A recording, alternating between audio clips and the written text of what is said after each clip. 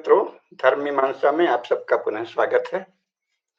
कृष्णाय वासुदेवाय हरे परमात्मने प्रणतक्लेशनाशाय गोविंदाय नमो नमः। वसुदेवसुतं देवं कंसचाणूरमर्दनं देवकी परमानंदम कृष्णं वंदे जगद्गुरुम। मित्रों, हम लोग भारतीय राजनीति शास्त्र पर चर्चा कर रहे हैं। इस चर्चा के क्रम में हर बार ये स्मरण कराना मैं आवश्यक समझता हूं कि आज के राज्य से, उसके किसी अंग से इसकी बहुत सी बातों में सादृश्य दिख सकता है, परंतु जो मूलभूत अंतर है उसे सदा याद रखना चाहिए। वो अंतर ये है कि जो भारतीय परंपरा है वो प्रत्येक व्यक्ति में ब्रह्म सत्ता का, परम सत्ता का, परम चैतन्य का प्रकाश मानती है और सब अपने अपने संस्कार के साथ आते हैं, लेकिन बुद्धि तत्व भी सबके पास है। और बुद्धि तो पूर्व जन्म के कर्मों के कारण कम कम अधिक हो सकती है, फिर परिवेश के कारण उसका प्रशिक्षण आदि भी भिन्न हो सकता है, परंतु एक आत्म ज्योति सबके भीतर है। इसीलिए अगर कोई स्वस्थ है, सामान्य है, सहज है, किसी बहुत स्पष्ट विकार से ग्रस्त नहीं है, तो उनके सबके अपनी एक स्वतंत्र बुद्धि का सम्मान है हमारे राजनीति शास्त्र में और हमारी समाज व्यवस्था में। और वो अपने कुल, वर्ण और आश्रम के परिवेश में काम करता है, अच्छी तरह कर सके, इसकी पूरी स्वतंत्रता परंपरागत राज्य व्यवस्था में है। इसलिए न तो वहां बेरोजगारी का कोई प्रश्न है, न वहां इसका कोई प्रश्न है कि आप वोट डालने नहीं गए तो आपकी कोई कीमत नहीं है शासन में, क्योंकि अभिमत, वोट क्या है? अभिमत, और तो कुछ नहीं है। तो अभिमत की जो परंपरागत व्यवस्था है वो सर्वांगीण है, सर्वसंपूर्ण है। एक दूसरे, इस बोध के कारण कि सबके भीतर चैतन्य सत्ता का प्रकाश है, जो शासन की इकाइयां हैं, न्याय की इकाइयां हैं, वो सब कुछ समाज सापेक्ष है, यानी समाज की ही अलग अलग इकाइयां हैं जो न्याय करती हैं और जो शासन करती हैं, जिसकी एक संविधान बनाते समय पहले पूर्ण उपेक्षा की गई। फिर जब बहुत से विद्वानों ने और जो थोड़ा भारतीय संस्कार वाले लोग थे संविधान सभा में, उन्होंने हल्ला किया तो अनुच्छेद 40 अलग से पंचायत राज के रूप में जोड़ दिया गया। पर वो एक ठिगली की तरह है, पुछल्ले की तरह है, और मूल शासकीय ढांचे में उसका कोई प्रावधान नहीं था, क्योंकि अंग्रेजों के समय में भी नहीं था। अंग्रेजों के समय तो गांव में जो कोटवार होता था वो भी शासकीय कर्मचारी है, वो कोई पंचायत के अधीन कोई व्यक्ति नहीं है, हा? यानी एक शासन होगा और उसका गांव तक सीधा हस्तक्षेप होगा और गांव की अपनी कोई विशेष स्वतंत्र सत्ता मान्य नहीं होगी। अब सीधे दमन तो भारत में संभव नहीं था, रूस या चीन की तरह या इंग्लैंड की तरह, तो इसलिए वहां दमन नहीं किया गया, लेकिन उसको दमन के स्थान पर उपेक्षा की गई। जैसे गांव की अपनी कोई सत्ता है, मनुष्यों की अपनी कोई सत्ता है सिवाय राजपुरुषों या राजकीय कर्मचारियों के, ये आधुनिक राज्य में मान्य नहीं थी। अभी कुछ समय पहले वहां सिविल सोसाइटी का जो आंदोलन चला है उसमें कुछ स्वायत्त संस्थाओं की बात की जाती है, लेकिन वस्तुतः है चर्च और राज्य ये पश्चिमी यूरोप में सर्वाधिक शक्तिशाली हैं और अमेरिका में, और पूर्वी यूरोप में जब कम्युनिज्म था तो केवल पार्टी सबसे शक्तिशाली थी और राज्य था। पार्टी राज्य के द्वारा चाहे जिसको नियंत्रित कर सकती थी, दमन कर सकती थी। मोटे तौर पे जवाहरलाल नेहरू के समय से यही ढांचा चला, जो अब थोड़ा ढीला हुआ है, लेकिन आधारभूत ढांचा यही है कि पार्टी इन पावर मनुष्यों के जीवन को पूर्ण नियंत्रण कर ले। तो अभिमत को पहले पहचानना चाहिए कि फिर अभिमत की क्या स्थिति थी। तो ये अंतर सदा याद रखना चाहिए कि वह जो राज्य का ढांचा है, केवल धारणा नहीं है, राज्य की जो व्यवस्था है, राज्य की जो पूरी संरचना है, उसमें व्यावहारिक रूप में कुल आधारभूत इकाई है, व्यक्ति नहीं। व्यक्ति तो साधना के लिए इकाई है, कहा है ना, त्यजेद एकम कुलस्यार्थे ग्रामस्यार्थे कुलम त्यजेत, ग्रामम जनपदस्यार्थे आत्मार्थे पृथ्वीम त्यजेत।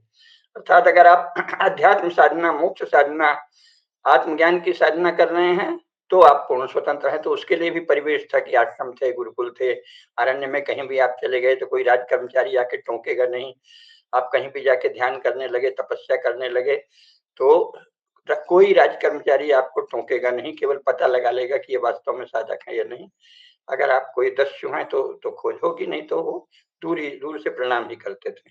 और गांव के लोग अभी भी अगर कोई साधना करे, कोई पूजा पाठ करे तो उसको जब तक हिंदू समाज है तो खाने पीने को दे ही देते हैं। हालांकि अल्पसंख्यकों के नाम पे इतना अनुचित, अन्यायपूर्ण और पक्षपातपूर्ण संरक्षण मजहबी अपने आप को मोमिन कहने वाले लोगों और अपने आप को ईसा का दूध कहने वाले लोगों को इतना अनुचित संरक्षण दिया गया है कि वो तो वहां अगर वो गांव में 10-5 भी हैं तो वो छेड़छाड़ करने लगते हैं। जो पूजा कर रहा है, पाठ कर रहा है, साधना कर रहा है, उसको तंग करेंगे, उस पर व्यंग कसेंगे। और अगर कोई ईसा का दूत हुआ तो वो उसका जीना मुहाल कर देगा, उसके विरुद्ध जनमत बनाएगा कि ये अंधविश्वासी है, पिछड़ा है, हाँ, नरक में जाएगा, झूठे देवता की पूजा कर रहा है। तो एक तो ये सब इतनी गंदगी नहीं हो। अल्पसंख्यक जिनको आप शासन ने घोषित कर रखा है उसमें से एक जो मुख्य अल्पसंख्यक है वो तो करोड़ों में है, 18 करोड़ आजकल वो दावा कर रहे हैं। तो वो 18 करोड़ बाकी 100 करोड़ का जीना लगभग मुहाल न कर दें, ये तो पहली शर्त होनी चाहिए। ये तो पुराने शासन में कोई कल्पना नहीं कर सकता था कि कोई ऐसा कर सकता है। तो इस राजकीय ढांचे से परंपरागत ढांचे का क्या है कि इस तरह से शेष समाज में लोक शांति को प्रक्षुब्ध करने वाले, लोक जीवन को निरंतर आघात पहुंचाने वाले, विचलित करने वाले, चोट पहुंचाने वाले समूह को अद्भुत संरक्षण सरकार के द्वारा दिया जाए। ये केवल, वैसे भी ये केवल भारत में लोकतंत्र के नाम से हुआ है जो महापाप है। यानी 17-18 करोड़ लोग 100 करोड़ लोगों के सामान्य जीवन क्रम को बाधित करें, पूजा पाठ को बाधित करें, गाजा बाजा उत्सव उल्लास को बाधित करें, जो शोभा यात्रा को बाधित करें, दिन रात उस पर आघात करें, उसके विरुद्ध दिन रात 5 बार दिन में घोषणा करें कि ये झूठे हैं और केवल हमारा जो पूजित कोई एक सातवें आकाश में बैठा कोई एक सत्ता है, केवल वही सबसे ऊंचा है, जिसके कि आखिरी रसूल पैगंबर मोहम्मद हुए हैं, और बाकी सब जो है वो दंडनीय है, या उनको हम दीन की दावत देंगे, नहीं स्वीकार करेंगे तो उनको तलवार के घाट मौत की सजा दे देंगे, सर कलम कर लेंगे। ये तो एक अकल्पित बात है और यहाँ धड़ल्ले से हो रही है। और फिर उसके बाद पुलिस पहुंचती है और उसको पूछताछ होती है और उसकी इसकी जांच की और अभियोजन की और सबकी प्रक्रिया इतनी धीमी है कि किसी को कोई भय ही नहीं रहता। आज तक ऐसे आतताइयों में कोई भय देखा नहीं गया। ऐसा कैसा राज्य है? तो ये ध्यान रखना चाहिए कि इस राज्य में और भारतीय राजनीति शास्त्र के किन्हीं अंगों को गिनाए तो उनमें अगर कोई समता दिखे तो मूल अंतर मत भूलिए। वर्तमान राज्य यूरो ईसाई ढांचे वाला है और उसमें कम्युनिज्म का पूरा पुट मिला हुआ है। यूरो ईसाई ढांचा क्या था कि पहले तो चर्च था, उसके बाद शासन के साथ हुआ दो तलवारों के सिद्धांत के अंतर्गत। तो ये कि भाई चर्च और जो राजा है, किंग या क्राउन, वो सर्वोच्च है और वही सबके जीवन का नियंता है, सबका जीवन उसके हाथ में है। उसकी आज्ञा तो माननी ही चाहिए, पर वो आपके किसी भी विचार के प्रति, किसी भी व्यवहार के प्रति वो संवेदनशील हो ये आवश्यक नहीं है, बल्कि आपको जब तक वो छूट देता है आप अपना काम करिए, नहीं तो कभी भी नियंत्रण कर लेगा। और चर्च का तो यह है कि लोगों के जीना मरना, खाना पीना, रहन सहन, परिवार चलाना सब में हस्तक्षेप करता था। और कम्युनिस्ट पार्टी का ये है, मतलब वहां उसका ढांचा ये था कि शासक और पादरी, जो चर्च पुरोहित, ये सर्वोच्च हैं। और सर्वोच्च इस रूप में नहीं है, सर्वोच्च के भी अलग अलग अर्थ होते हैं। एक होता है कि भाई ये भी मान्य है, ये भी मान्य है, सब अलग अलग स्तर भेद हैं और वो सर्वोच्च है ना। जैसे कि प्रशासन है तो प्रशासन में क्लर्क की अपनी जगह है, फिर विभागाध्यक्षों की छोटे मोटे जो हैं तृतीय श्रेणी कर्मचारी, उसके ऊपर द्वितीय श्रेणी राजपत्रित अधिकारी, फिर प्रथम श्रेणी राजपत्रित अधिकारी, फिर अंडर सेक्रेटरी, फिर डिप्टी सेक्रेटरी, फिर joint secretary, additional secretary, secretary, ये सब तारतम्य है। तो सबसे ऊंचे हो गए कैबिनेट सेक्रेटरी, लेकिन नीचे वालों की भी सत्ता है, सब परस्पर संबद्ध है, तो वो अलग बात है। एक सर्वोच्चता वो हुई जो राजकीय ढांचे में यूरोप में भी है और भारत में भी, अभी वर्तमान ढांचे में भी। लेकिन एक दूसरी सर्वोच्चता ये है कि बाकी सबके पास कोई अधिकार नहीं है सिवाय आज्ञा मानने के, जैसे चर्च में था और जैसे क्रिश्चियन क्राउन के पास था। तो भारत में राजकीय ढांचा, प्रशासन में तो थोड़ा ऐसा है कि फिर भी उसमें स्तर भेद है, लेकिन जो मूल राजकीय ढांचा है उसमें आधार ये है कि राज्य, और राज्य अंत में राज्यकर्ता के पास कहलाता है। राज्य तो एक संज्ञा है जो राज्यकर्ताओं को इंगित करती है। तो राज्य जो है वो सर्वोपरि है और समाज का जीवन पूरी तरह राज्य के अधीन है, राज्य के नियंत्रण में है। वो जब चाहे जिस कानून को बनाएगा आपको मानना पड़ेगा। और ऊपर से ये और हल्ला कर दिया कि कानून का शासन है। जैसा मैंने कई बार बताया है, कानून का शासन तो संसार में सभी सदा ही रहता है। हिरण्यकश्यप का भी कानून था, रावण का भी कानून था, हिटलर का भी कानून था, मुसोलिनी का भी कानून था, याह्या का भी कानून था, है। ये अभी वहां मोहम्मद, वो यूनुस नाम का एक दुष्ट आतताई छल बल से अमेरिका के सहयोग से प्रधानमंत्री बन गया है बांग्लादेश में, उसका भी कानून है। प्रधानमंत्री को भी नोच डालो, काट डालो, भागने को विवश कर दो, अपने सभी विरोधियों को जिंदा जला दो, हिंदुओं को जिंदा जला दो, आगजनी कर दो, ये भी तो कानून के अंतर्गत ही चल रहा है। कौन सा उन लोगों के विरुद्ध कोई मुकदमा दायर हुआ है? तो कानून एक अरबी शब्द है और इसका जो भी अर्थ है विधान या विधि, तो उसका इतना हवाला देना स्वयं में एक पोल बताता है। कानून का शासन है, ये एक निरर्थक शब्द है। कानून का शासन तो रहेगा ही, उसकी कोई कीमत नहीं है। कानून कैसा है, अच्छा है, बुरा है, समाज की मान्यताओं को शामिल किए हैं या समाज को मिट्टी जैसा, धूल जैसा मानता है। मिट्टी तो बहुत पवित्र चीज है, धूल के कण जैसा मानता है, कुछ गिनता ही नहीं है। मार्क्स कहता है आम आदमी, सब समाज के करोड़ों लोगों को आम आदमी कह के शासन करने वाले खास आदमी बने रहते हैं, ऐसा है क्या? तो ये पापपूर्ण ढांचा है। भारत में ऐसी कोई कल्पना कभी भी नहीं थी। तो एक तो ये जानना चाहिए। तो जो आज दो बातों पर प्रकाश डालेंगे, एक तो अभिमत का स्वरूप और दूसरे मंत्रियों के गुण क्या शासन में हमारे शास्त्रों में बताए हैं। तो सबसे पहले ये बात इसलिए चलाई कि अभिमत के विषय में जानना आवश्यक है, क्योंकि जब राज्य ने, आधुनिक राज्य ने जो भारत में स्वीकार हुआ है, जिसमें क्रिश्चियन वेस्टर्न यूरोपियन स्टेट और सोवियत संघ का स्टेट, दोनों का एक अजीब सा घालमेल तैयार कर दिया गया है और वो कुल मिलाकर एकदम कम्युनिस्ट शासन जैसा आतंककारी अत्याचारी भी नहीं है, क्योंकि बहुत उस अर्थ में थोड़ा व्यावहारिक और सूझबूझ वाले थे जवाहरलाल नेहरू और उनके सभी उत्तराधिकारी।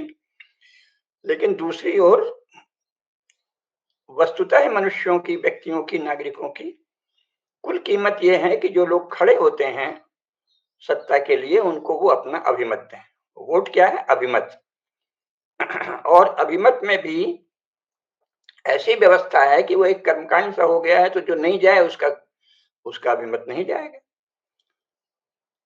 जो परंपरागत अभिमत की प्रणाली थी उसमें तो ऐसा हो ही नहीं सकता कि किसी का अभिमत नहीं हो, सभी का अभिमत रहेगा, क्योंकि इकाइयां हैं, कुल है, जाति है, गांव है, खाप है, पंचायत है ना, फिर विद्या संस्थाएं हैं, संप्रदाय हैं, तो सब आपस में इतनी सघनता से संबद्ध हैं और दिन रात इंटरेक्ट कर रहे हैं, अंतःक्रिया कर रहे हैं, तो किसी का अभिमत न प्राप्त हो ये संभव नहीं था। और ये वोटिंग पैटर्न में क्या है, जो वोट डालने नहीं गया, और कई बार ऐसे चुनाव हुए हैं देश में जिसमें 40% वोट पड़े हैं, 45%, तो जो 55% हैं वो वोट डालने नहीं गए, कई जगह ऐसे होता है, तो उनका कोई अभिमत नहीं है शासन में और फिर भी शासन चल रहा है। तो ये तो एक अलग प्रणाली हुई ना, इसको जानना चाहिए। तो मुख्य बात यह है कि वोट क्या है? वोट अभिमत है। और परंपरागत जो राज्य था भारतीय, उसमें भी अभिमत का महत्व था, लेकिन उसमें अभिमत प्रत्येक व्यक्ति के, विशेषकर उसमें कुल एक इकाई थी, तो प्रत्येक कुल का अभिमत सहज ही होता था। ऐसी व्यवस्था थी कि जो ग्राम के स्तर पर है, उसमें कुलों का अभिमत होगा, सभी कुलों का। उसके आधार पर चयन होगा, ग्राम सभाओं का पूरा विस्तार से वर्णन है, जब आगे उसको लाएंगे तब उसकी भी बात बताएंगे व्यवस्था की। और इसके बाद विविध इकाइयां हैं, ग्राम पंचायतें हैं, खाप पंचायत है, श्रेणियां हैं व्यापारियों की, संघ हैं, निगम हैं, और उनके अपने स्तर पर उनको न्याय का पूरा अधिकार है। और अगर उसमें कोई कमी रह जाती है या किसी को शिकायत का मौका लगता है तो वो राजा के समक्ष, शासक के समक्ष यानी ऊपर जा सकता है। तो अभिमत तो प्रतिक्षण हो रहा है। क्यों? क्योंकि मान्यता यह है कि राजा अपने मन से कोई कानून नहीं बनाएगा। तो जिस कुल में जो रीति चली आई है, अगर वो व्यापक सार्वभौम मानव मूल्यों के यानी धर्म के विपरीत नहीं है तो उसको मान्यता दी जाएगी। हाँ भाई, तो इस तरह से चलो। जिस श्रेणी में, संघ में, निगम में जो जो परंपराएं हैं, सुनार की अलग है, लोहार की अलग है, ताम्रकार की अलग है, बड़े बड़े व्यापारी जो हैं, महाजन, उनके अपने संघ हैं, निगम हैं, लगातार रहे हैं 1947 तक। उनकी अपनी सत्ता अंग्रेजों ने समाप्त की, लेकिन जो शेष भारत था उसमें उनका बहुत महत्व था। और जहाँ मुस्लिम शासन नहीं था और ब्रिटिश आधिपत्य नहीं था, ऐसे बहुत से राज्य थे, हिंदू राज्य, वो 1947 तक उसी तरह से चल रहे थे। तो अभिमत वहां सार्वभौम था, सबका अभिमत महत्वपूर्ण था। परंपरागत शासन में सबका अभिमत महत्वपूर्ण है। और जो आधुनिक राज्य है उसमें जो एक विशेष कर्मकांड होता है राज्य के अभिमत प्राप्ति के लिए, जिसका नाम है चुनाव, वोट डालना, तो जो उसमें सहभागिता करे उसके अभिमत का सीमित महत्व है कि हाँ, वो जो लोग खड़े हुए हैं उनमें से किसी को चुन सकता है। तो ये जानना चाहिए कि इन दोनों में बहुत अंतर है। परंपरागत जो राज्य है उसमें सभी का अभिमत महत्वपूर्ण था, सभी के अभिमत का सम्मान था, लेकिन साथ ही ये तो है ही कि समाज व्यवस्था में एक उच्च नीच क्रम, तारतम्य श्रेणी तो सदा ही रहेगी, अभी भी है। चपरासी जो है वो कैबिनेट सेक्रेटरी के बराबर तो नहीं है, और प्रधानमंत्री जो है वो एमएलए या एमपी के बराबर तो नहीं है ना?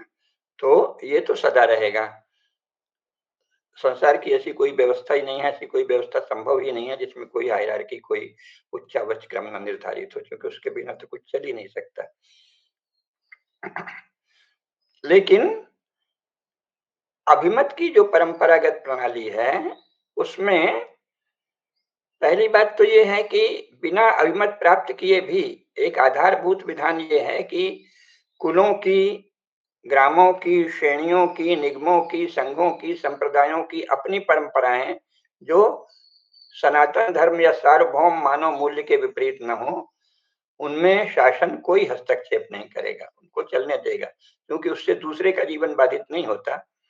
उस समूह का अपना जीवन उसी के द्वारा संचालित होता है, सुव्यवस्थित रहता है, प्रवाहित रहता है। एक तो ये हुआ।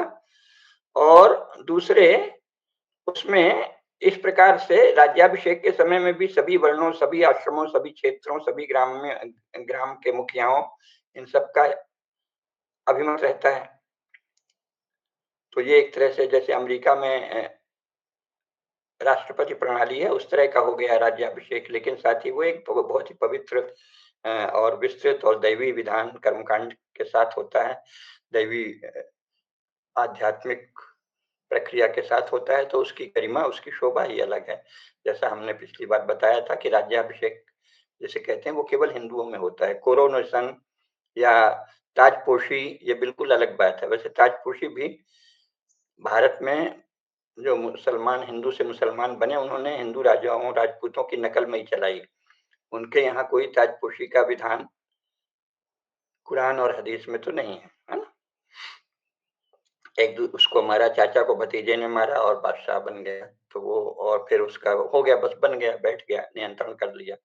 ताजपोशी जो मुसलमानों ने भारत में चलाई, वो भी हिंदू राजपूतों, राजाओं की नकल में शब्द चलाया। बहुत सारे ही मुस्लिम जो नवाब थे, जागीरदार थे, जिन्हें वो अपने को बादशाह कहते, वो हिंदू राजपूतों और राजाओं की नकल करते थे।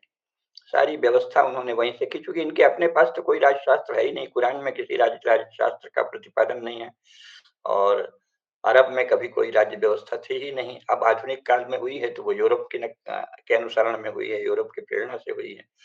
तो भारत की जो राज्य परंपरा है उसमें जो राज्याभिषेक है वो केवल हिंदुओं में राज्याभिषेक होता है, वैसा राज्याभिषेक और कहीं नहीं होता। कोरोनेशन अलग बात, कोरोनेशन एक क्रिश्चियन पद्धति है, एक ईसाई पद्धति है, उसकी अलग मान्यताएं हैं, उसके विस्तार में अभी नहीं जाएंगे, वो भी बहुत ही रोचक है और बहुत ही मजेदार है, लेकिन वो हमारे राज्याभिषेक से सर्वथा भिन्न है, विपरीत है। यहाँ तो बहुत ही गंभीरता है। तो अभिमत जो है, आधुनिक राज्य प्रणाली किनका अभिमत लेती है? उन नागरिकों का जो राज्य के द्वारा निर्धारित कर्मकांड, वोट डालने रूपी कर्मकांड में हिस्सा लेते हैं। और प्रायः देखा जाता है कि इसमें समस्त नागरिक हिस्सा नहीं लेते। ये बात चली है कि वोटिंग कंपलसरी की जाए, वो भी बहुत अच्छा कदम होगा, लेकिन अभी तक हुआ नहीं है। तो इसलिए बिना नागरिकों की एक बड़ी संख्या का अभिमत प्राप्त किए बिना ही शासन चलता है वर्तमान में, ये जानना चाहिए। अब चूंकि कम्युनिस्ट पैटर्न भी भारत में आ गया, मोटे तौर पे वर्षों रहा, 60-70 साल रहा। अब इधर कुछ वर्षों से थोड़ा राजीव गांधी ने अमेरिका के प्रभाव से थोड़ा ढीला किया था, नरसिंह राव ने, और फिर अब तो भाजपा शासन में तो पूरी तरह उस अर्थ में सर्वाधिक लोकतांत्रिक व्यवस्था है यूरोपीय ढांचे के भीतर जितनी संभव है। तो ये जो व्यवस्था है, इसमें जब तक ये नहीं हो जाता, और अगर हो भी जाए कि हर एक का वोटिंग कंपलसरी है, तो चलिए सबका हो जाएगा। अभी तो ये हाल है कि नागरिकों की बहुत बड़ी संख्या के अभिमत के बिना ही शासन चलता है, कोई अभिमत नहीं। दूसरी बात ये है कि अगर अभिमत मिलता भी है तो किनको मिलता है? पार्टियों के द्वारा खड़े किए गए प्रत्याशियों को। लेकिन इसीलिए न्याय प्रक्रिया की जब बात करेंगे तो और विस्तार से वो प्रसंग आएगा। लेकिन व्यवस्था अभी ऐसी है कि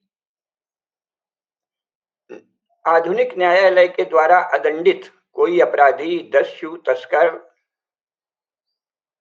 छिनैत, डकैत, कोई भी जो जब तक दंडित नहीं हुआ है वो अपनी पार्टी बना सकता है या किसी पार्टी में महत्वपूर्ण पद पा सकता है।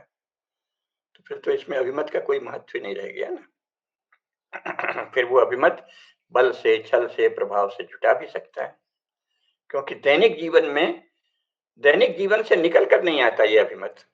जो परंपरागत भारतीय शासन है उसमें क्या है, दैनिक जीवन में ही अभिमत अनुस्यूत है कि भाई आप अपने कुल की परंपरा का पालन कर रहे हैं, कुल की पंचायतें हो रही, फिर गांव की पंचायतें हो रही, सारा जीवन उससे चल रहा है, जाति पंचायत है, खाप पंचायत है, बड़े तो पूरा जीवन आए दिन सघन अंतःक्रिया आपस में हो रही है, उसी में अभिमत प्राप्त हो रहा है। और उसी के क्रम से फिर शासन को भी अभिमत प्राप्त होता है। यहाँ क्या है, जो पार्टी का प्रत्याशी खड़ा है उसका संबंधित क्षेत्र के नागरिकों के जीवन से दैनंदिन कोई अंतःक्रिया नहीं है। वो एक डाकू हो सकता है, चोर हो सकता है, बदमाश हो सकता है, अपराधी हो सकता है, गुंडा हो सकता है, मारकाट करने वाला, सबको भयभीत करने वाला हो सकता है। अगर जैसी न्यायिक प्रक्रिया है उससे वो अदंडित है तो वो खड़ा होता है। और बहुत से बाहुबली जिन्हें कह देते हैं, मीडिया तो उनकी ऐसी सेवा करता है कि उनको बाहुबली कह देता है। हमारे यहाँ अपराधियों की सेवा में भारत के संचार माध्यमों का बहुत बड़ा भाग समर्पित है। अरे उनको अपराधी कहना चाहिए, है ना। गैंगस्टर तो अंग्रेजी में फिर भी ठीक है, यहाँ हिंदी में गैंगस्टर का अनुवाद, हिंदी वाले आधुनिक जो लोग हैं संचार माध्यमों में, वो असामाजिक और आपराधिक तत्वों की सेवा और ठकुर सुहाती में बहुत आगे हैं। तो गैंगस्टर का अनुवाद क्या कर दिया, बाहुबली। तो जाने कितने बाहुबली हम सब जानते हैं, कुछ को तो अभी हाल ही में उचित मृत्युदंड आदि भी मिला है, मारे गए हैं। वो सब खड़े होते थे और जीतते थे, फलाने जी, ढिकाने जी। तो ये विचित्र विधान है। तो इसमें तो अपराधी खड़ा हो जाए, आतंकवादी खड़ा हो जाए, समाज में हिंसा, मारकाट आदि फैलाने वाला खड़ा हो जाए, लोगों को दबाव देके, धमकी देके, गुंडागर्दी करके या अपनी जाति की एक सेना बना दे, जैसे बिहार में लालू यादव आदि ने किया है, और जाति की स्त्रियों को भी ट्रेंड कर दिया, लाठियां लेके निकलो, मारो अगर वोट डालने गए और पता चला कि किसी और को वोट देते हो। इस तरह से ये तो सब अपराध ही हुए ना, जिन्हें सामान्यतः है वर्तमान कानून में भी, वर्तमान विधि व्यवस्था में भी अपराधी कहा जाता है। राजनीति के क्षेत्र में उन्हीं अपराधों की छूट है और उसके द्वारा अभिमत प्राप्त किया जाता है, बलपूर्वक, छलपूर्वक, दबावपूर्वक। तो इस अभिमत का कोई महत्व नहीं है। लेकिन चूंकि राज्य के पास सारी शक्ति है, प्रोपेगेंडा है, तो ऐसा प्रचार करते हैं, जनता सरकार चुनती है, वोट देना बहुत पावन कर्तव्य है। अरे भाई, और भी कुछ पावन है। वोट देना पवित्र कार्य है और राजनीतिक दल बनाना वो आपराधिक कार्य है। राजनीतिक दल के बनाने की प्रक्रिया को आपने पवित्र क्यों नहीं रखा है? अगर वोट देना पवित्र कार्य है तो शासन भी पवित्र कार्य होना चाहिए। तो शासन की जो प्रक्रिया है, राजनीतिक दल के प्रत्याशी खड़े होना, उसको भी ऐसे बनाना चाहिए, विधि से बनाना चाहिए, कानून ऐसे बनाने चाहिए, विधान ऐसे बनाने चाहिए कि उसमें जिसमें जरा भी छींट है वो खड़ा ही नहीं हो पाए। ये कहाँ आपने छूट दे दी? क्योंकि ये यूरो क्रिश्चियन ढांचा है जिसमें जरा भी लोकापवाद है, उसके प्रत्याशी बनने पर प्रतिबंध होना चाहिए। लेकिन उसके लिए पूरा समाज की ढांचा ही बनाना पड़ेगा कि फिर लोकापवाद भी झूठा नहीं हो। उसके लिए समाज की संस्थाओं को, इकाइयों को मान्यता देनी पड़ेगी। अभी तो नहीं, ऐसे तो किसी ने किसी को उकसा दिया और झूठा आरोप लगा दिया। तो अभी तो पूरी व्यवस्था ही बड़ी विचित्र है। तो चुनाव में जो लोग खड़े होते हैं वो किसी पवित्र प्रक्रिया से नहीं होते, वो अधिकतम अपवित्र प्रक्रियाएं चलती हैं। छल, बल, दबंगई, आतंक, भय, अनुचित धन का अनुचित वितरण, तो इससे अभिमत प्राप्त किया जाता है। और ऐसी महिमा, वोट डालना, ओहो, यज्ञ है, यज्ञ है। और इसके द्वारा आप, और सरकारें चुनते हैं। कौन सरकार चुनता है भाई? लोगों को, लोगों से पूछ कर तो कोई पार्टी बनती नहीं है। जो शक्तिशाली लोग हैं अलग अलग प्रकार के, वो इकट्ठे होके सोचते हैं चलो एक पार्टी बनाना है, तो वो पार्टी बना लेते हैं। हमारा ये विचार है, हम ये वाद लाएंगे, राष्ट्रवाद लाएंगे, अमुकवाद लाएंगे, कुछ भी कह दिए। हालांकि वो जो कहते हैं वो भी करते तो आज तक देखे नहीं गए। समाजवादी जहां जहां शासन में आए हैं वहां उन्होंने कौन कौन से धतकर्म और कुकर्म किए हैं सारा देश जानता है। तो समाजवाद में तो ये नहीं कहा था कि समाजवादी शासक वो होता है जो अपराध करेगा, कुकर्म करेगा, गुंडागर्दी करेगा, अनाचार करेगा। ये तो कहीं नहीं लिखा है। तो वचन और कर्म में तो आकाश पाताल का अंतर है। तो ऐसे चुनाव में राजनीतिक दल जो खड़े होते हैं उनको वोट देना ये कोई वास्तविक जनमत या अभिमत का द्योतक नहीं है, ये जानना चाहिए। तो अभिमत का बहुत महत्व है। और ये जो बता दिया कि ये तो अभूतपूर्व है, मतलब ये तो केवल मूर्खों की झुंड को इस तरह बरगलाया जा सकता है। इससे कई गुना अधिक अभिमत की प्राप्ति की व्यवस्था परंपरागत शासन में है, अगर वो हो। पर ये सब करेगा कौन? ये सब तो कोई धर्मनिष्ठ, धर्मज्ञ, शास्त्रज्ञ शासक ही करेगा जब कभी होगा। अभी तो है नहीं किन्हीं कारणों से। तो ये जानना चाहिए, ये है अभिमत का महत्व। संक्षेप में मैंने बताया कि अभिमत को लेके वोटिंग, वोट और लोकतंत्र का इतना गुण गाया जाता है जो एक मिथ्या गुण है। इसकी कोई विशेष कीमत नहीं है। ये तो एक कर्म कांड है जो छल बल से भी प्राप्त किया जाता है, भावनात्मक प्रचार से लोगों को उद्वेलित करके भी किया जाता है। कभी कभी जब जनता बहुत पीड़ित होती है, जैसे आपातकाल में हुई, तो अपने मन से, उत्साह से अपना मत देती है। वो एक महत्वपूर्ण है। जैसे अभी सोनिया गांधी ने जब अति कर दी थी, तो नरेंद्र मोदी जी के समर्थन में जो 2014 में लोग उमड़े, वो हृदय से उमड़े। उनकी भावना थी, उनकी, उनको लगा हिंदुओं को, धर्मनिष्ठ हिंदुओं को, कि ये तो कुछ डाकिनी पिशाचिनी है, राक्षसी है, ताड़का है, शूर्पणखा है, कौन है ये? तो हमारे हिंदू धर्म के नाश के लिए कार्य कर रही है पर्दे के पीछे से। तो इसकी, इसके क्रीत दासों को हटाओ। सामने से है। ये तो सामने आती नहीं, इसके जो कृपदास हैं, जो बड़े-बड़े पदों पर विराज जाते हैं, इनको हटाओ तो मोदी जी को जो समर्थन मिला वो सच्चा अभिमत था, राष्ट्रीय अभिमत। लेकिन शेष समय तो कोई राष्ट्र अपने मन से अभिमत नहीं देता, ऐसी व्यवस्था ही नहीं है। जो सजग है, थोड़ा प्रबुद्ध है, राजनीतिक रूप से सजग है, वो दे देता है। और जो किसी कारण से सजग भी है लेकिन खिन्न है, सोचता है अरे सब एक से ही हैं, अरे ऐसे ही होता है, वो ठीक ही सोचता है उनके आचरण से। क्योंकि राजपुरुषों के आचरण पर लोक का, लोक मान्यता का, लोक परंपरा का कोई प्रतिबंध ही नहीं। कहा तो इतना भयंकर प्रतिबंध कि भगवान श्री राम को अपनी परम प्रिया प्राण वल्लभा जानकी को भी कहना पड़ा कि भाई अगर लोक में कोई अपवाद फैल रहा है तो आप थोड़ा वाल्मीकि आश्रम हो आइए, इनको भेज दो, व्यवस्था कर दो।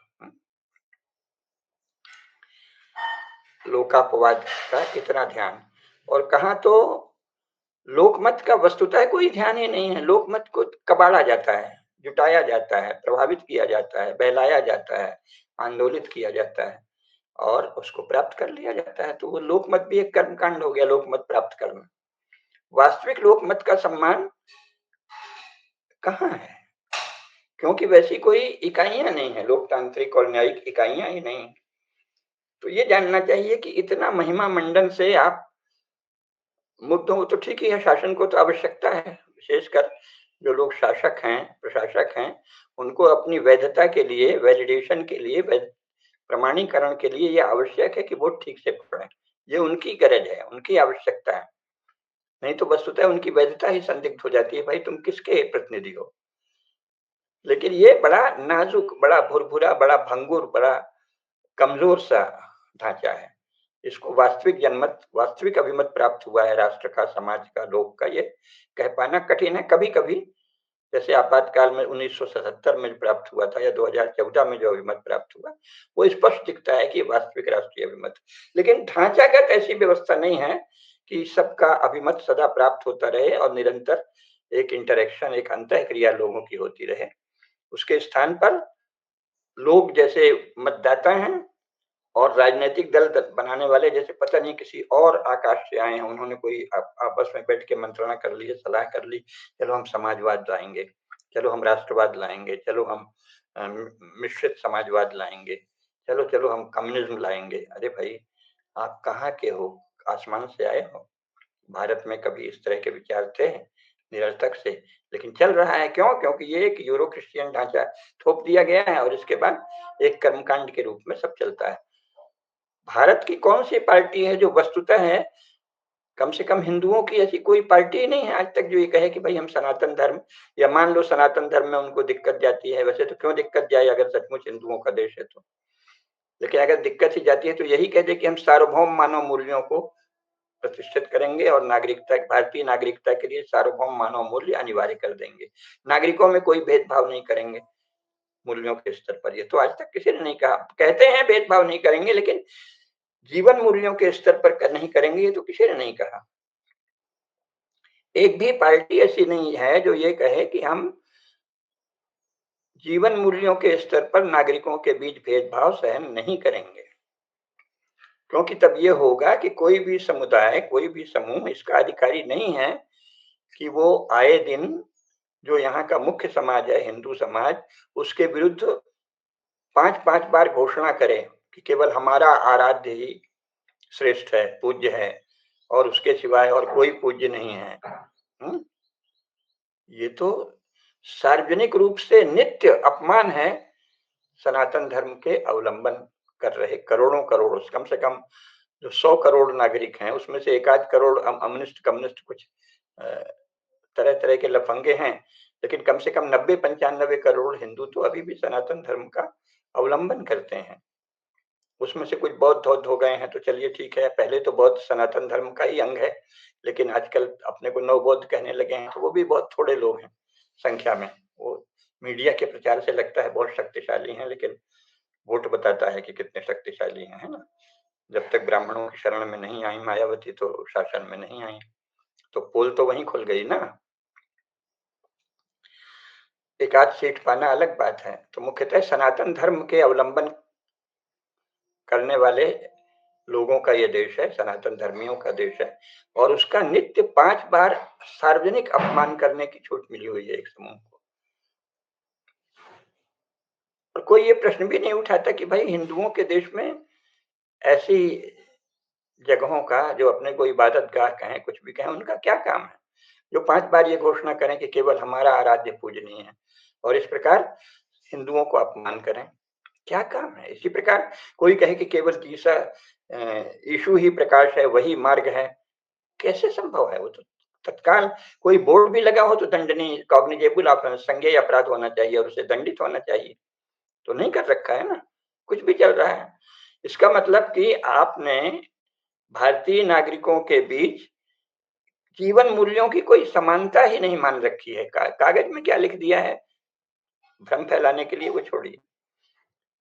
यानी शांति, प्रेम, भाईचारा, अहिंसा, दूसरे के विश्वास को अकारण अपमानित नहीं करना, दूसरों के विश्वास के लिए भी वही कसौटियां रखना जो अपने लिए है, और अपने लिए भी वही कसौटियां रखना जो दूसरों की है। इसका तो कोई वातावरण ही नहीं है, और ऐसी कोई पार्टी नहीं है जो ये कहे कि हम इसको लागू करेंगे, जबकि सभी हिंदू तो चाहेंगे कि भाई जैसे हमको तुम बताते हो शांति, सत्य, अहिंसा, प्रेम, भाईचारा, वैसे ही सबके लिए अनिवार्य होना चाहिए। यहाँ कोई भी उसका अस्तित्व ही कैसे सहन होना चाहिए जो कहे कि केवल हमारे द्वारा पूजित 7वें आसमान में बैठा अमुक कोई देवता है, केवल वो श्रेष्ठ है और बाकी सब जो हैं झूठे हैं। या क्रिश्चियन लोग कहें कि केवल हमारा जी यीशु और उसका बाप जो सेवंथ स्काई में बैठा है वही पूजनीय है, वही सर्वोच्च देवता है, बाकी सब झूठे, फॉल्स गॉड। कैसे संभव है? अगर आप सभी नागरिकों के लिए एक ही जीवन मूल्य अनिवार्य कर दें नागरिकता का, किसी ने नहीं किया, तो इसका अर्थ है कि पार्टियां जो हैं वो भारत के लोकमानस का प्रतिनिधित्व नहीं करती। वे कतिपय महत्वाकांक्षी लोगों की सत्ताकांक्षा का प्रतिनिधित्व करती हैं। वस्तुतः भारत के राजनीतिक दल कतिपय महत्वाकांक्षी लोगों की सत्ताकांक्षा के प्रतिनिधि हैं, और ये इतना स्पष्ट लेकिन इतना अप्रिय सत्य है कि न तो कोई इसे कहने की हिम्मत करता और न कोई इसे सुनना चाहता, क्योंकि जो शक्ति में है, सत्ता में है, वो तो इसे सुनना ही नहीं चाहेंगे। इससे तो उनका अस्तित्व ही शंकास्पद हो जाएगा, विवादास्पद हो जाएगा, है ना। तो अभिमत के विषय में इतना बताना इसलिए आवश्यक है कि संपूर्ण भारतीय शासन प्रणाली परंपरागत लोक अभिमत पर ही आधारित है, और उस लोक अभिमत की अत्यंत सघन, अत्यंत सुदृढ़ व्यवस्था है कि कुलों के स्तर पर, गांव के स्तर पर, जाति के स्तर पर, खाप के स्तर पर, हर क्षेत्र में, जनपद के स्तर पर अभिमत सुनिश्चित रहे, उसकी सघन अंतःक्रिया हो, पंचायतें नियमित होंगी, कोई भी समस्या आएगी पंचायत होगी, कुल की पंचायत होगी, गांव की पंचायत होगी, जाति की पंचायत होगी, और निपटारा होगा, ताकि सहज गतिशील चलता रहे। एकाध कोई प्रकरण जहां निपटारा नहीं होगा वो ऊपर जाएगा। तो न्याय की वास्तविक व्यवस्था होने पर ही समाज गतिशील रहता है, और उसको जिसे सचमुच लोकतंत्र कहा जाए वो तो भारतीय परंपरागत शासन है। इसको ये तो डेमोक्रेसी है। अब डेमोक्रेसी की अभी उसमें विषयांतर हो जाएगा, तो उस पर आनंद नहीं लेंगे, किसी और दिन डेमोक्रेसी पर ही चर्चा करेंगे अलग से। तो डेमोक्रेसी जो है उसका वास्तव में उसका अनुवाद हमारे यहाँ सब चीजों का गलत हुआ है। डेमोक्रेसी को लोकतंत्र नहीं कहना चाहिए, लेकिन कहा जाता है। तो उस अर्थ में ये जो है, ये वह लोकतंत्र नहीं है जो भारत में सदा से रहा है। भारतीय शासन वास्तविक लोकतांत्रिक शासन था, क्योंकि उसमें लोक का तंत्र था, यहाँ लोक का कोई तंत्र नहीं। विदेशों से प्रभावित सत्ता के महत्वाकांक्षी लोगों का तंत्र है, जिन्होंने अंग्रेजी ढांचे को अपना लिया और उसका व्यवहार करने लगे, उसमें कुछ और अपने अनुकूल संशोधन करने लगे, और वो चल रहा है। भारत के लोग क्या चाहते हैं भाई, इनका क्या इतिहास रहा है, भारत में राज्य कैसा, अभी 1947 तक किस प्रकार से शासन चलते थे, कोई मतलब नहीं, है ना। हम तो साहब अंग्रेज जिन्होंने हमको छला लूटा, हम ही से भीख मांगी, फिर हम ही को धोखा दिया, ऐसे धोखेबाज फिरंगियों के ढांचे के सेवक हैं। वो जो ढांचा बना गए हैं उसी में रहेंगे। तो ये स्थिति है और ये स्थिति बहुत अप्रिय है, इसलिए इसको न तो कोई कहना चाहता, न सुनना चाहता। लेकिन अभिमत के संदर्भ में ये जानना चाहिए कि जिस वोट का इतना ज़्यादा गुणगान किया जाता है, वो बहुत ही भंगुर है, फ्लिमज़ी है, हल्का है, उसकी कोई ख़ास कीमत नहीं। उसकी कीमत शासकों-प्रशासकों को है क्योंकि वही उनका उनका वैलिडेशन है, उनको वैलिडेट करती है, उनका प्रमाणीकरण करती है। अगर लोग वोट ही नहीं दें तो उनकी सत्ता प्रमाणित ही नहीं होगी। इसका ये अर्थ नहीं है कि वोट नहीं दें, नहीं वो तो फिर और मनमानी हो जाएगी। पर मैं अभी एक सैद्धांतिक बात कह रहा हूँ कि वोट देना, लोग वोट दें, ये शासकों और प्रशासकों की मजबूरी है, व्यवस्था है, क्योंकि वो उनके अस्तित्व को वैलिडेट करती है, प्रमाणित करती है। जनता की कोई व्यवस्था नहीं है क्योंकि जनता से पूछकर कोई पार्टी नहीं बनती। आपस में सत्ताकांक्षी, महत्वाकांक्षी लोग एक पार्टी बना लेते हैं।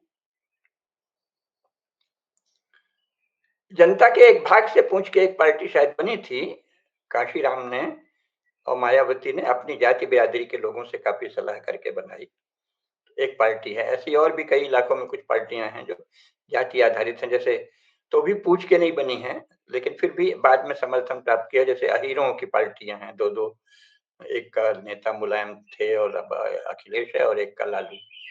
तो ये अहीरों से सलाह करके बनती है, ऐसा मान सकते हैं, नीचे तक उनकी। अभी कुछ जातियों में पिछड़े कहे जाने, जिन्होंने अपने को पिछड़ा कहना शुरू कर दिया है, इन जातियों में जाति पंचायत और जाति व्यवस्था बहुत सुदृढ़ है, बहुत मजबूत है।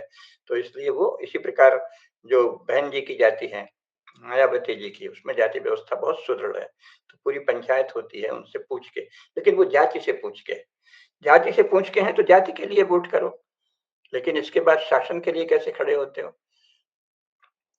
पूछा आपने, सहमति आपने प्राप्त की है अपनी जाति की, किसी ने मायावती बहन जी की जाति की, किसी ने अहीरों की, किसी ने कुर्मियों की। तो केवल जाति की सहमति प्राप्त करके आप खड़े हो गए और फिर समाज में सबसे वोट ले रहे हो, तो स्पष्ट है कि इसका वास्तविक भारतीय समाज से क्या रिश्ता। अपनी जाति की सहमति प्राप्त की, वो भी किसी किसी ने, बाकी दल तो जातियों की भी सहमति नहीं प्राप्त करते। सत्ताकांक्षी, सशक्त, महत्वाकांक्षी लोग इकट्ठा होकर सलाह करके पार्टी बना ली। इसका भारतीय, विशेषकर हिंदू, यानी भारत का मुख्य समाज जो हिंदू है, उसके लोकमानस, लोक प्रवृत्ति, लोक परंपरा से क्या रिश्ता है किसी भी आधुनिक राजनीतिक दल का। लेकिन इस पे कोई बात ही नहीं चलती क्योंकि वो ढांचा ऐसा है, शासन के पास संचार माध्यमों आदि का बहुत बड़ा बल है और प्रोपेगेंडा है, और शिक्षा के द्वारा भी लोगों का मन बुद्धि इतना नियंत्रित है कि लगता है कि वाह, यही सर्वश्रेष्ठ है।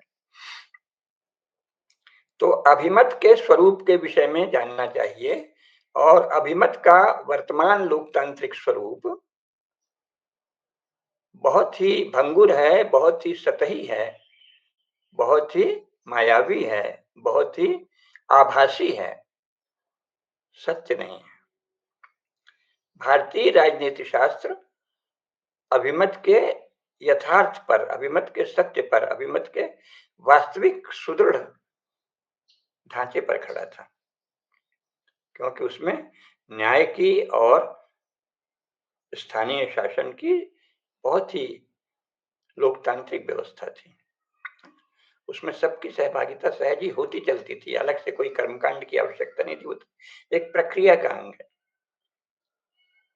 आखिर अभी 20वीं शताब्दी में ही प्रेमचंद ने पंच परमेश्वर लिखी, तो उसे सबने माना ना कि अपने समय की सत्य घटना है, और सभी जानते हैं उस समय था ही। यानी कोई भी समाज के प्रतिष्ठित लोगों को अभी 20वीं शताब्दी में जब अंग्रेजों का राज्य था जिन इलाकों में, वहां ये था कि परंपरागत मान्यता चली आई थी, तो सब जो समाज के बड़े लोग हैं उनको बैठा दो, और जो बड़े लोग हैं अगर वो बैठ गए तो उनको भी लगता था पंच परमेश्वर, तो हम झूठ कैसे बोलें, भले अपना ही व्यक्ति। क्योंकि यहाँ तो ताजा उदाहरण था ना देवी अहिल्याबाई का, अपने बेटे ने भी अनीति की तो उसको दंडित किया, और लगातार ये है, लगातार इसके साक्ष्य हैं। भारतीय शासक, श्रेष्ठ भारतीय शासक सदा से निष्पक्ष और धर्म की दृष्टि से न्यायशील, अतः निर्मम होते रहे हैं। कोई ममता ऐसी नहीं पालेंगे कि ये हमारा है तो इसको छूट दे दें। तो ये व्यवस्था थी ना। तो वास्तविक अभिमत तो वो है कि समाज में जो अभिमत मान्य है, कि ये सदाचार है, ये अनाचार है, ये धर्म है, ये अधर्म है, ये पुण्य है, ये पाप है। उसका सम्मान करना और पुण्य के पक्ष में, सदाचार के पक्ष में, धर्म के पक्ष में निर्णय देना सहज रूप से था। गांव के 5 लोगों को बैठा दिया तो ऐसी ऐसी लोकमानस की ऐसी सुंदर संरचना थी जो अब नष्ट कर दी है 78 वर्ष में कांग्रेस ने और बाद में अन्य पार्टियों ने। नहीं तो ऐसा था कि वो 5 लोग बैठ गए तो वो ये नहीं कह सकते कि कुछ भी अपराध करना चाहिए, गलत काम करना चाहिए। उनको मान्यता थी ना पूरा पुनर्जन्म की, पुण्य पाप की, तो कैसे कह दें। तो वही कहते थे जो उनको पता था कि ये सत्य है, ये न्याय है। वो तो अब नहीं है। तो इस समय जो अभिमत है वोटिंग और वोट की जो महिमा है वो कितनी हास्यास्पद है, कितनी कर्मकांडी है, कितनी रिचुअल है, एक रस्म मात्र है। और उसका वास्तव में जो लोग शासन चला रहे हैं वो कितना मान करते हैं ये हमने बताया। और जो परंपरागत अभिमत था उसकी उसकी एक छाप, उसकी एक निशानी, उसका एक चिन्ह तो अभी 20वीं शताब्दी ईस्वी में हमको मिलता है, जब पंच परमेश्वर जैसी परंपराएं चल रही थी, जिसमें जिस व्यक्ति को भी चुन लिया जो समाज का प्रतिष्ठित व्यक्ति है, वो जब पंच के आसन में बैठता है पंच परमेश्वर के रूप में, तो वो मन से किसी अपने परिचित या अपने पक्ष के व्यक्ति के साथ होते हुए भी अन्याय, उसके अन्याय का वहां संरक्षण, वहां साथ नहीं दे पाता। ये है वास्तविक अभिमत, लोक अभिमत। धर्म के पक्ष में जो अभिमत है वही लोक अभिमत है, न्याय के पक्ष में जो अभिमत है वही लोक अभिमत है। आधुनिक न्याय प्रणाली जिसे वो कहते हैं वो न्याय प्रणाली है ही नहीं है, जुडिशियरी, उसमें तो धर्म का कोई स्थान ही नहीं है। तो वो एक अलग बात है, उस पर अलग से चर्चा करेंगे। तो मुख्य बात यह है लेने चाहे थे, लेकिन अभी एक ये विषय अपने आप में परिपूर्ण हो गया है, इसी को स्पष्ट कर दें। अगला विषय अगली बार लेंगे कि अभिमत की जो भारतीय परंपरा है रही है, भारतीय राजनीति शास्त्र में उसका बहुत महत्व है। और जब तक अभिमत की वह परंपरा प्रतिष्ठित नहीं होती तब तक भारत में भारतीय राज्य नहीं आएगा, नहीं आया है, यही मानना चाहिए। ये तो यूरो ईसाई ढांचे का एक राज्य चल रहा है। धीरे धीरे इसके पक्ष में एक सबल मध्य वर्ग और उच्च वर्ग हो गया है, और इस प्रकार वो शेष समाज से कटा हुआ है और धीरे धीरे कोशिश कर रहा है कि पूरा समाज उसके इस मान्यता में शामिल हो जाए। लेकिन जिस दिन पूरा समाज शामिल हो जाएगा उस दिन वास्तविक हिंदू धर्म का भारत से विलोप हो जाएगा। अगर आपने सारी यूरो क्रिश्चियन मान्यताओं को ही हृदयंगम कर लिया और उसमें कहीं वेदों के, कहीं शास्त्रों के, कहीं पुराणों के एकाध शब्द घुसेड़ कर शान दिखाते रहे, देखो देखो ये महाभारत में लिखा है, देखो ये मनुस्मृति में लिखा है, देखो ये अमुक जगह लिखा है, हम वही कर रहे हैं, तो ये तो पाखंड हो जाएगा। हमारे शास्त्र कोई बाइबल या कुरान नहीं है कि थोड़ी सी बातें कही हैं उनकी कुछ भी व्याख्या कर लो। हालांकि कुरान में भी व्याख्या की तो मनाही है, लेकिन जो मुसलमान अपने को कहने वाले लोग हैं वो कर रहे हैं। कुरान के अनुसार तो शायद दुनिया में 10,000 भी मोमिन नहीं है, जैसा कुरान के में वर्णन है। क्योंकि कुरान ने तो ये कहा है ना कि भाई ये अल्लाह ने एक गुप्त संकेत भेजा, वही भेजी जो पैगंबर, आखिरी पैगंबर ने सुनी और फिर उसकी उन्होंने बता दिया कि इसका ये अर्थ है। और चूंकि वो वही है, वही का अर्थ होता है गुप्त संकेत, जो वहां से संस्कृत से ही है, अरबी का भी मूलतः वहन करके परमात्मा के पास से, अल्लाह के पास से, सातवें आसमान से वो कोई गुप्त शक्तियां, दिव्य शक्तियां, देवदूत, फरिश्ते वहन करके लाए हैं और आखिरी पैगंबर के कान में कह दिया है। आखिरी पैगंबर को अल्लाह ताला ने वो विशेष अक्ल दी है और उनका तो जमजम के कुएं के पानी से कलेजा भी धो दिया गया था, तो एकदम पवित्र है, तो झूठ नहीं बोलेंगे जरा सा भी। तो इसलिए उन्होंने सच्चा सच्चा अर्थ बता दिया। तो जो बताया है वही करना है, उसके बाहर आप नहीं जा सकते। कुरान की अवहेलना आखिरी पैगंबर की अवहेलना है, अल्लाह ताला की, उनके द्वारा पूजित अल्लाह ताला की अवहेलना है। एक अल्लाह ताला का अर्थ महादेव भी होता है जो पहले अरब में था, अभी उसकी बात नहीं है, वो तो अब भूल गया लोगों को। लेकिन अब अल्लाह ताला का अर्थ है पैगंबर के द्वारा पूजित देवता, है ना, आखिरी पैगंबर के मोहम्मद साहब के जो आराध्य हैं वो अल्लाह ताला है सातवें आसमान में। तो उनका जो गुप्त संकेत था, जो पवित्र हृदय वाले जमजम के कुएं से जिनका कलेजा धो दिया गया है, ऐसे शुद्ध हृदय वाले मोहम्मद साहब ने सुना और फिर समझाया। तो जिन शब्दों में समझाया वो अकाट्य हैं, उसका तो पालन हो ही नहीं रहा। और उसमें तो राजनीति शास्त्र का राज्य का कहीं वर्णन ही नहीं। खलीफा शब्द जरूर आया है, लेकिन राजा, बादशाह ये शब्द तो नहीं है कुरान में। और खलीफा तो बादशाह होने नहीं कहा है, खलीफा एक तरह से इलाके का, थोड़े से लोगों का मुखिया। चूंकि मोहम्मद साहब जो भी कह रहे थे वो उस समय 5-10 हजार की आबादी का तो कुल इलाका था, उसके लिए कह रहे थे, सच तो ये। लेकिन अगर उसे मानना कि सारे संसार के मोमिनों के लिए है, तो उसमें राजनीति शास्त्र कहाँ है, उसमें राज्य की व्यवस्था कहाँ है? उसमें तो कोई राज्य का ढांचा ही नहीं दिया है। और जो जितना भी इशारा है वो तो एक अर्थ में लोकतांत्रिक है, सबसे पूछ के करो। लेकिन फिर उसमें उस अर्थ में लोकतांत्रिक नहीं है कि विरोधी के मत का कोई शासन नहीं, विरोधी को तो मार दो, खत्म कर दो। इसका सूत्रपात तो उन्होंने ही किया, है ना। तो लगता है कि बहुत ही कष्ट में और बहुत संघर्ष में रहे, क्योंकि स्वयं मोहम्मद साहब के समय अल्लाह ताला बार बार मुनाफिकीनों और मुश्रिकों को लानत भेजते हैं और उनको दंड का प्रावधान करते हैं, लोगों को सावधान करते हैं कि मुनाफिकों और मुश्रिकों से सावधान, ये दो रंगी भेड़े हैं, कहीं यहाँ चले जाते हैं, कहीं वहां। तो कुरान के अनुसार तो इस समय अपने को मुसलमान कहने वाले लोगों का 98-99% मुनाफिकीन और मुश्रिक ठहरेगा। लेकिन वो एक अलग बात है, वो भी महत्वपूर्ण है कि भाई आप मुनाफिक और मुश्रिक क्यों हो? आप मोमिन क्यों नहीं बनते सच्चे? अगर आपको पैगंबर मोहम्मद आखिरी रसूल जो हैं उनके प्रति श्रद्धा है, फेथ है, आप उनमें ईमान लाते हैं, तो आप पक्के मोमिन बनिए ना। मुनाफिकीन और मुशरिक क्यों बने हुए हैं?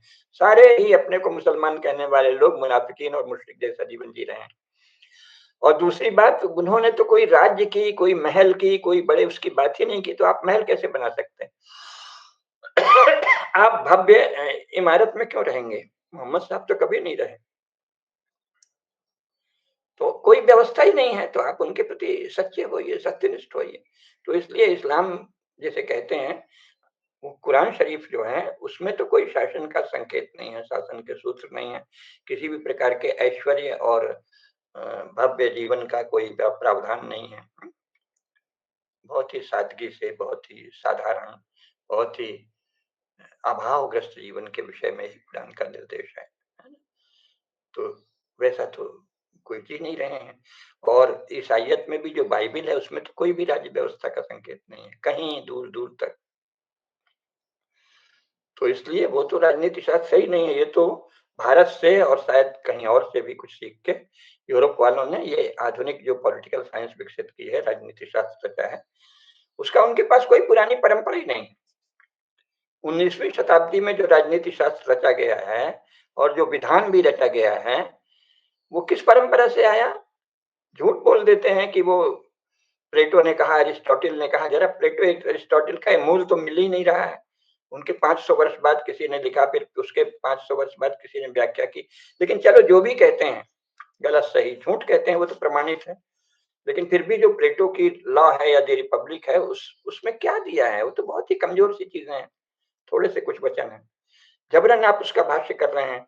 अगर वो इतने बड़े विद्वान थे तो वो भाष्य नहीं करते? जैसे हमारे वेद अभ्यास ने महाभारत लिखा, पूरा महाभारत, और वाल्मीकि ने रामायण लिखी, और शुक्राचार्य ने शुक्र नीति लिखी, और भृगु ने मनु के द्वारा कहे गए मानव शास्त्र को प्रस्तुत किया।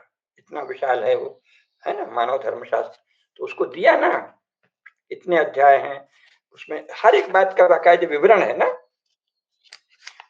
ऐसा तो नहीं है कि बस कुछ कुछ कुछ सूक्तियां कह दी और इसके बाद आप कहिए कि साहब लीजिए लीजिए उसमें यही कहा है। ये तो आप जिसे आफ्टर थॉट कहते हैं ना, बाद में सोच लिया, और बाद में जो आपने दुनिया से कहीं से सीख के सोचा उसको बता दिया कि यही है, यही कहा था प्लेटो ने, यही कहा था अरिस्टोटल ने। अरे वाह भाई वाह! तो प्लेटो अरिस्टोटल मूर्ख थे क्या? उनको नहीं बना वो। जैसे मनुष्य मानव धर्मशास्त्र 12 अध्यायों में विभाजित है, उसमें धर्म, अर्थ, काम और मोक्ष का प्रतिपादन है, बहुत ही स्पष्ट भाषा में, सरल सुबोध धारा प्रवाह शैली में, बहुत ही सुंदर व्यवस्थित भाषा और व्याकरण सम्मत भाषा में वैसा तो कुछ भी नहीं लिखा है प्लेटो एरिस्टोटल का, इतना जो व्याख्या कर देते हैं कि उन्होंने ये कहा है, उन्होंने ये कहा है। तो जो आधुनिक कानून हैं यूरोप में, वो कहाँ से उन्होंने प्राप्त किए? अगर भारत में सचमुच धर्मनिष्ठ शासन आ जाए तो वो इन सब चीजों की शोध में समय लगाएगा, तो सिद्ध हो जाएगा कि मुख्यतः भारत से ही जर्मनी और सबसे पहले जर्मनी ले गया हमारे बहुत से ग्रंथ, और फिर अंग्रेज ले गए, और फिर उसकी नकल में पादरी उस समय के पादरी स्वयं यूरोप के लोगों ने लिखा है कि वो जालसाजी और नकल में प्रसिद्ध थे। तो आपने उनके आधार पे रचा, लेकिन साथ में उसमें क्रिश्चियन बुद्धि घुसेड़ दी, तो एक अजीब सी चीज तैयार हो गई। लेकिन चलो, आप चर्च के पुरानी जकड़न से तो बाहर आए, दुनिया से सीखा, दुनिया से सीख के कुछ बनाया। 20वीं शताब्दी ईस्वी में पहली बार यूरोप के लोगों ने एक व्यवस्थित राजनीति शास्त्र की रचना की, और यहाँ उनके ही चेले हैं जो उसी राजनीति शास्त्र और उसी ढांचे के अनुसार शासन चला रहे हैं। तो इसमें अभिमत जो है वो एक फ्लिमजी चीज है, एक भंगुर चीज है, एक नकली चीज है, एक सीमित चीज है, जबरन प्राप्त किया जाता है। वास्तविक अभिमत पर शासन प्रतिष्ठित नहीं है। वोट का ढिंढोरा पीट कर इसको कहना कि ये जनता का शासन है, ये असत्य है। क्योंकि जनता का शासन वो है, जनता केवल देह नहीं है ना, और जनता केवल वो नहीं है ना जो पहले वोट डालती थी और अब अंगूठा लगाने लगी बीच में, या निशान लगाने लगी और अब वो बटन दबाने लगी। वो बटन दबाने की क्रिया या कागज डालने की, मतदान डालने की क्रिया, बस यही है क्या जनता, या उसका शरीर है? जनता के मन है, बुद्धि है हर एक व्यक्ति के। उस मन और बुद्धि की कौन परवाह करता है? उसकी अपनी परंपरा है, वो आकाश से नहीं आया है, उसका अपने ग्रंथ है, इतिहास है। करोड़ों साल की न सही, आप नहीं मानते तो हजारों साल की तो लिखित परंपरा है, महाभारत और उसके बाद। उससे वर्तमान व्यवस्था का क्या संबंध है? तो अगर आप महाभारत से, वाल्मीकि रामायण से, कौटिल्य के अर्थशास्त्र से, मानव धर्म शास्त्र से, शुक्र नीति से, इन सब से राजनीति अपनी नहीं निकालते, राजनीति शास्त्र उनके आधार पर नहीं रचते, शासन व्यवस्था उनके आधार पर नहीं चलाते, तो आप तो उन करोड़ों हिंदुओं का सरासर अपमान कर रहे हैं जो अपने पूर्वजों की संतान हैं और अभी जो बदले नहीं है। हो सकता है उन्हीं पूर्वजों की संतान वर्तमान शासक भी हैं, लेकिन बुद्धि से बदल गए हैं, मन से बदल गए हैं, उन शास्त्रों को प्रमाण नहीं मानते। अभी 100-150 साल में लिखी गई पुस्तकें ही उनके लिए प्रमाण है, और वो भी दूसरों के द्वारा, यूरोप के लोगों के द्वारा, क्रिश्चियन लोगों के द्वारा। तो वो तो फिर भिन्न व्यक्ति हो गए ना, देह एक होते हुए भी देह से वो हिंदू दिखते हैं, देह से हिंदू कहलाते भी हैं, लेकिन उनका मन तो हिंदू नहीं है, मन तो कुछ यूरो इंडियन है, जैसे मैंने यूरंड पंथी कहा है। तो यूरो इंडियन लोगों का सारा तामझाम है, उसी की अलग अलग पार्टियां हैं, अलग अलग उप संप्रदाय हैं। तो वो तो लोकमत की चिंता करते तो यूरो इंडियन पार्टी बनाते ही नहीं। आप तो भारतीय पार्टी बनाएंगे जो भारत के धर्मशास्त्रों को, सार्वभौम मानव मूल्यों को, सनातन धर्म को, सनातन धर्म में प्रतिपादित वो सार्वभौम मूल्य, सत्य, अहिंसा, अस्तेय, संयम, है ना, धृति, क्षमा, दमन, धृति, क्षमा, दमोस्तेयम, शौचम, पवित्रता, आंतरिक पवित्रता, बाहरी पवित्रता, इंद्रिय निग्रह, बुद्धि, सत्य, अक्रोध, इन सब धर्म लक्षणों का पालन सुनिश्चित बताती देश के लिए और शासन में। इसको तो सहज होना चाहिए, इसमें कोई पार्टी का ये काम भी नहीं है कि वो कहे कि मैं लागू करूं। ये क्यों नहीं है, इस पर जरूर पार्टियों को विचार करना चाहिए सार्वजनिक। तो वो तो नहीं कर रहे हैं, उनकी बात ही नहीं, वो उनके लिए इररिलेवेंट है, अप्रासंगिक है, कोई काल बाह्य चीज है। अरे अभी उसके अनुयायी जीवित हैं भाई, भारत में करोड़ों करोड़ संख्या में, वो काल बाह्य कैसे हो गए? तो इस प्रकार वर्तमान में जो राजनीतिक संरचना है और जो राजनीतिक दल हैं, वे सनातन धर्म के वाहक हिंदुओं की प्रज्ञा के प्रतिनिधि नहीं है, और इसीलिए अभिमत प्राप्त करने का उनका तरीका वह नहीं है जो अभिमत सनातन धर्म की राज्य परंपरा में, समाज परंपरा में, समाज व्यवस्था में सदा से प्राप्त किया जाता था। सघन अंतः क्रिया के आधार पर विभिन्न इकाइयां, है ना, ग्राम पंचायत, जाति पंचायत, खाप पंचायत, संप्रदाय, श्रेणी, निगम, संघ, इन सब के स्तर पर अभिमत प्राप्त करने के बाद और धर्मशास्त्रों के आधार पर और समाज के प्रमुख प्रतिष्ठित लोगों की बुद्धि के आधार पर जो न्याय व्यवस्था होती है, वही भारतीय कहलाएगी, और वो तो अभी कहीं दूर दूर तक नहीं है। तो ये सदा ध्यान रखें, ये नहीं कि कोई एक श्लोक मिल गया तो महाभारत का तो अपने किसी पार्टी या नेता को बताया, देखो देखो वो भी ऐसे हैं। या एक श्लोक मिल गया सेना के विषय में, खजाने के विषय में, टैक्स के विषय में। तो आजकल बहुत चल रहे हैं टैक्स। कौटिल्य ने जो टैक्सेशन लिखा है वही हम करेंगे। अरे बाबा, कौटिल्य तो उसके पहले वो क्या कहते हैं? व्यवस्थित आर्य मर्यादा कृत वर्णाश्रम स्थिति त्रय्या ही रक्षितो लोके प्रसीदति न सीदति। तो ये कहते हैं ना, आर्य मर्यादा व्यवस्थित करने वाला शासन ही कौटिल्य की बात करने का अधिकारी है। बाकी तो अब किताब छप गई है और यूरोपीय तथाकथित लोकतंत्र है, तो कोई कुछ भी कह सकता है। लेकिन कौटिल्य ने टैक्सेशन क्या किया है, कौटिल्य ने अमुक क्या किया है, तमुक क्या किया है, या मनु में फलानी मनु ने ये कहा है, सबका क्या अर्थ है जब तक आप उनके मूल आधार को नहीं मानते, धर्म को नहीं मानते। धर्म का जो उन्होंने सामान्य धर्म कहा है कि जो समस्त मानवों के द्वारा पालनीय धर्म है, जब आप उसको ही नहीं मानते तो उसके बाद उसकी बात मत करिए। कह दीजिए कि हम मनु को नहीं मानते, हम कौटिल्य को नहीं मानते, हम भारतीय शास्त्रों को नहीं मानते। तो अगर वो कह देते हैं तो बाकी लोगों का ये कर्तव्य बनता है कि वो कहें कि हम मानते हैं, हम उसके अनुसार शासन चलाएंगे। आप नहीं मानते तो चलिए, कम से कम ये तो बताइए कि हमारा क्या अधिकार है इस राज्य में। लेकिन सनातन धर्म को मानने वाले हिंदुओं का कोई एक प्रतिनिधि समूह या संगठन ऐसा बना ही नहीं जो वर्तमान शासकों से आंख मिलाकर बात करे कि भाई आप हमको क्या मानते हैं, हम सनातन धर्म के पालन करने वाले जो हैं इस राज्य में आप हमको क्या गुनते हैं? हमको कुछ नहीं गुनते। तो इस प्रकार आप हमसे शत्रुता रखते हैं क्या? क्या अपने मुख्य समाज से युद्धरत कोई शासक हो सकता है? होना चाहिए और उसे लोकतांत्रिक कहा जा सकता है। भारतीय शासक वैचारिक स्तर पर तो सनातन धर्म के अनुयायी समाज से युद्धरत हैं या उसके प्रति उदासीन है। उसको गुनते ही नहीं है कि कोई भारत में धर्मशास्त्रों का इतना विशाल भंडार है जिसमें राज्य करना, न्याय करना, यहाँ तक कि खेती, उद्योग, व्यापार, वाणिज्य कैसे करना, खाना, आहार विहार, भोजन, चिकित्सा सबका प्रतिपादन है। इसका कोई उल्लेख ही नहीं, जैसे वो अस्तित्व ही नहीं। और 100-150 साल में यूरोप में जो लिखा गया है उसके पोथे पर पोथे, पोथे पर पोथे, अनुवाद पर अनुवाद रचे जा रहे हैं, जैसे उसी का अस्तित्व है। जैसे इस संसार में केवल वही विचार योग्य है, वही चर्चा योग्य है, वही व्यवस्था योग्य है, वही संरचना योग्य है जो 150 वर्षों में यूरोप में लिखा गया है। और यूरोप वालों ने खुद कहां से प्रेरणा देकर लिखा है, इसकी कोई खोज ही नहीं करना। तो ये जो ढांचा है ये भारतीय वास्तविक धर्मनिष्ठ सदाचारी हिंदुओं के अभिमत से शून्य, अभिमत से उदासीन है। इसलिए वोट का इतना महिमा गान इस उपेक्षा को ढकने का एक तरीका है। इसीलिए मैंने आज अभिमत पर चर्चा की कि अभिमत की भारतीय परंपरा और अभिमत की यूरो इंडियन परंपरा, दोनों में बहुत अंतर है, आकाश पाताल का अंतर है, ये जानना चाहिए। अब आज का यही प्रतिपाद्य है, शेष अगली बार।